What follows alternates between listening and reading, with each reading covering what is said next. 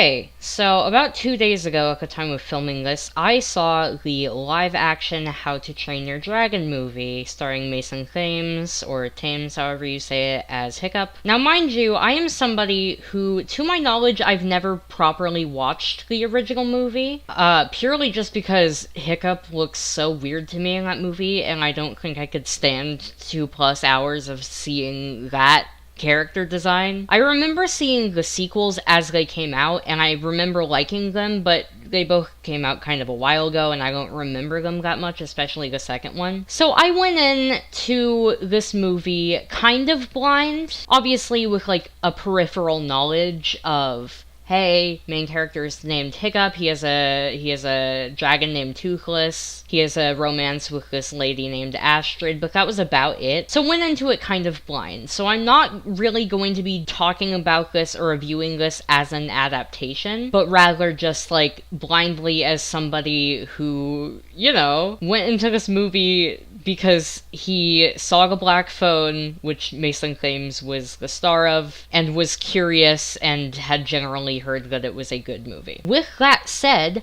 I fucking loved it. I'm really glad that they made a live-action remake, because from my understanding, as an adaptation, it's pretty, like, 1-to-1 with the original. Maybe with just some slight changes, and obviously not all the characters look identical to the original, which I think is fine. Because, again, the first movie is not something I ever really would have watched. I might watch it now out of curiosity, but it's not really something I ever would have watched, so it's not a movie I would have known that had a story that I like. If you're new here, my name is Tyler. I am disabled. I really liked how the film handled disability, because there's a lot of disabled characters or characters who are missing limbs and stuff. Spoiler alert, I guess, even though it's based on a movie that's been out for like a hot minute, but Hiccup does become disabled at the end. He loses his leg. I feel like a lot of times when physical disability is represented in media, they go one of two routes. One is just that it's this, like, life-ruining tragedy, and it's just the worst thing ever, and it's a miserable existence to be disabled. On the other hand, we have some weird instances of disability almost being treated as, like, a superpower. Very unrealistic of, like, no struggles at all. And in general, a lot of times, if there's a character who's disabled, they make that, like, the entire point of the character. This movie did none of those things. They're Vikings, so they do kind of see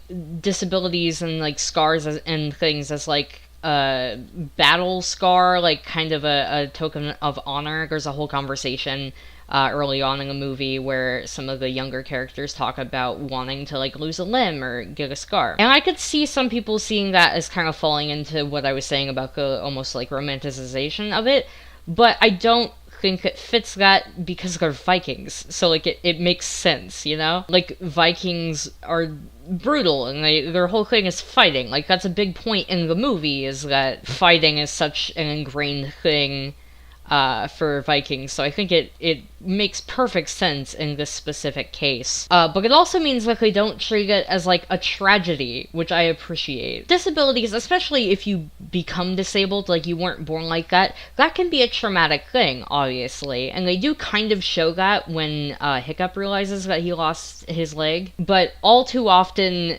these storylines fall into the issue of, like, it being a life-ruining tragedy, or, like, I don't know, it makes it seem almost like a disabled life isn't worth living, and I think that's incredibly silly. But yeah, it didn't do either of those things. By the way, sorry if it seems like I'm harping on this specific aspect of the film. One of my special interests as an autistic person is media representation, so that's one of the main things I pay attention to in movies, is if they're representing any specific group that I, have the ability to properly judge how they're doing that, and how that's handled is a big thing for me. And it's not the main point of the film. That's the other thing I'm saying, is for the characters who are disabled, that's not the main point of their character, which I really appreciate. Gobber is, like, the biggest example of, like, a main disabled character, because again, Hiccup doesn't become disabled until, like, the end of the movie. And then Toothless is also disabled because his wing is fucked up, but also he's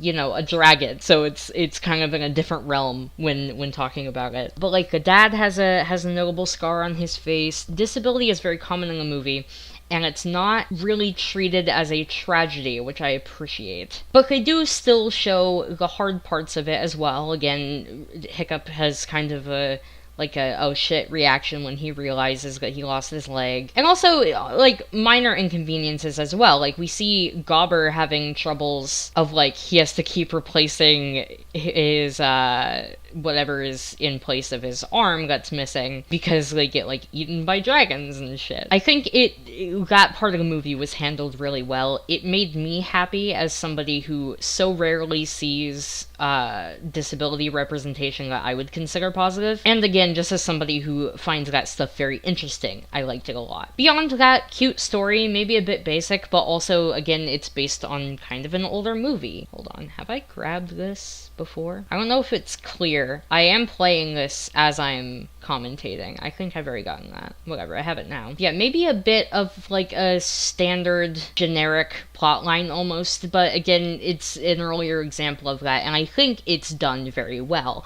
I don't think a quote-unquote generic plotline is inherently a bad thing. I wasn't the hugest fan of a lot of the side cast, which is kind of a blessing and a curse. It's so rare for the main character of something to be my favorite, because so often main characters are like bland as shit. I found Hiccup quite interesting. And also, as somebody who, grew up autistic, late diagnosed, having a lot of, like, social issues that weren't really treated well by the people around me. Nobody knew I was autistic because I wasn't diagnosed until later in life. His dealing with that spoke a lot to me, of, like, his brain working differently than the other people around him in how he thinks and the things he focuses on, in a way that's not bad, but is seen as bad because it's not really understood or common with the people around him, even though it's, like, just as valid. Astrid, easily my second favorite character. I liked, what's his name, Snotlout? I liked him, the kid with the daddy issues. I thought he was cool. I thought his little storyline was well handled.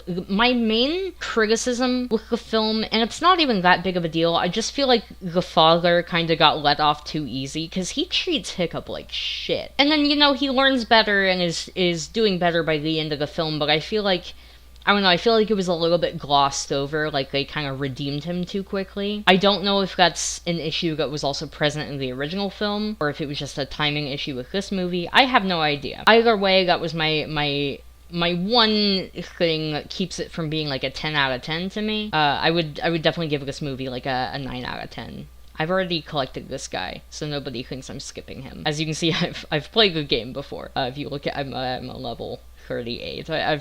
This is not my first rodeo. I've also played the game all the way through as a couple other characters as well. Yeah, I feel like the dad was let off a little bit too easy, but I don't think it's the end of the world. Just a small nitpick as somebody who, is big into, like, character writing and stuff like that. I'm also aware of the fact that, like, a lot of people go into that type of movie not necessarily looking out for character writing. They're more focused on, like, haha, cool dragons, And the dragons are cool as shit. I thought they did a really good job of making them look quote-unquote realistic, but in a way that still feels true to the original. It's hard not to compare to Disney live-action films, which I'm not of the camp that all Disney live-action films are bad. I think even the ones that are generally considered to be not great most of them still have, like, positive qualities. Mind you, I haven't seen all of them, but I have, trying to think of all the ones I've watched. The Lion King, Aladdin, Beauty and the Beast. That might be it.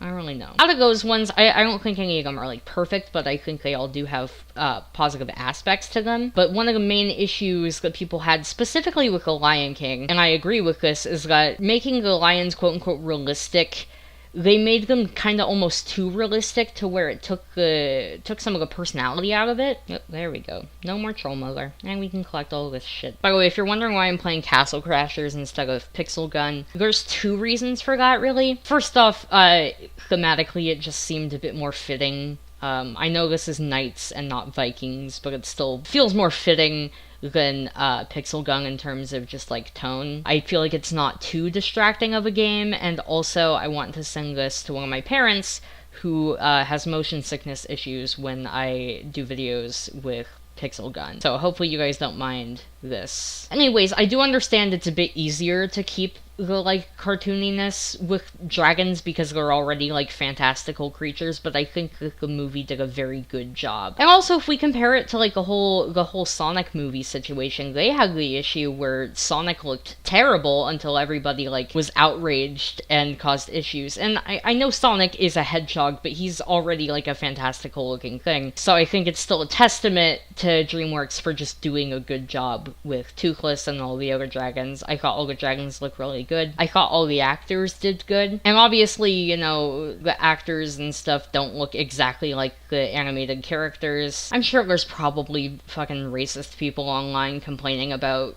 some of them being people of color, but I feel like they did a good job not casting exactly like how they look in the movies that it's based on, which is fine, but still, like, keeping the essence of it. You can still tell, especially with costuming and stuff, like, which character is supposed to be which. Yeah, I think casting was good. I think all the actors did a good job. Mason Thames, I mean, he was incredible in The Black Phone. He was a lot younger then, but he did a great job as Hiccup. I don't know her name, but the girl who did Astrid did a great job. I really liked Snotlout. I was talking to my dad, because I saw it with my dad, and he has, you know, a better memory of the other movies. He was actually very skeptical because he doesn't see why a live-action one-to-one remake is essential. My thing is that a lot of parents don't really show their kids movies unless it's like, oh, we're going to the movies, you know? And also, like, in my case, this is a movie I never would have watched the original because Hiccup looked fucking ugly in it. So I think it's good to make new, modernized remakes of things, even if you don't change all that much, so that you can kind of, you know, bring those stories to a newer audience. I'm getting assaulted by bats right now.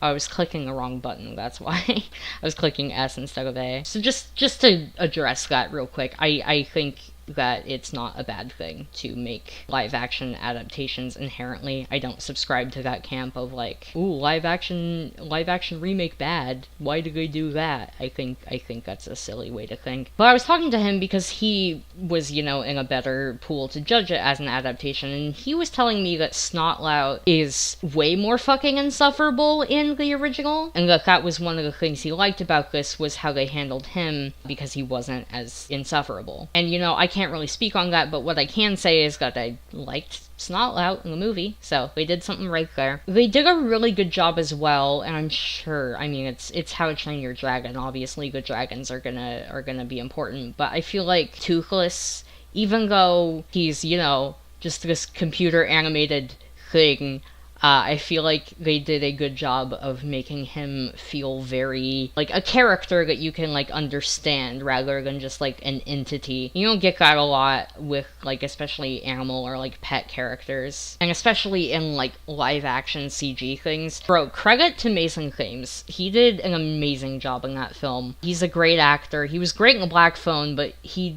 did incredible in this movie. Truly. Yeah, I thought the movie was incredible. This is the main point I'm making. I don't know if this is helpful, because, I mean, I've already said spoilers and stuff, as, like, a review to know if you should see it. I just wanted to share my thoughts on the movie, really. Because, again, I saw it a couple days ago, but I have not been able to stop thinking about it. I thought it was incredible.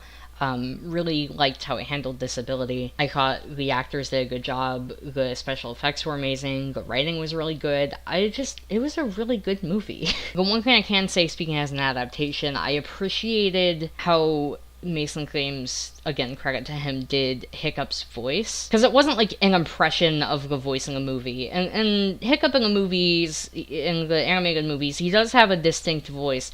But to my understanding, that's kind of just how the voice actor sounds. That's my fucking boy! Boner genocide. I am pretty sure my fucking eyeballs just ejaculated.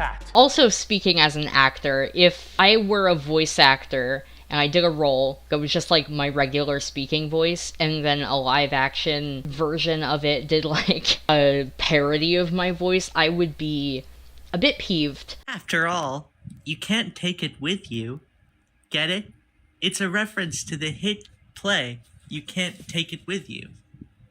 Huzzah. I like that they didn't do that. His voice still like felt like Hiccup without just being an imitation of the voice actor. And I feel like that's another thing a lot of like adaptations and things don't always get right, is the voice. Especially of a character as distinct as Hiccup. So yeah, that was just another thing. TLDW, I guess. 9 out of 10. Great movie. I'm definitely gonna try to get it on Blu-ray or DVD whenever those eventually come out. I don't think I'll have the opportunity to, but I kind of want to see it in theaters again. I liked it a lot. It was a really good movie. Wasn't expecting to like it as much as I did, because again, I'm not like super into How to Train Your Dragon or anything. I kind of just saw it out of curiosity, and I'm really glad I did. And just so that any Castle Crashers nerds aren't dissatisfied, I will complete this little mini boss before I end the video. You just have to kill the guy with the flag, I think, right? I don't know, this is not a part of the game I replay a lot, because the bears look so fucking weird in my opinion. I don't know, maybe they'll look better in the new DLC that's coming out soon, which I am excited about, and I'll probably do a video on that. If you're new here, I am primarily a gaming channel. If you liked the video, then subscribe, like, do all the stuff, and I will see you whenever I see you again, I guess. Goodbye.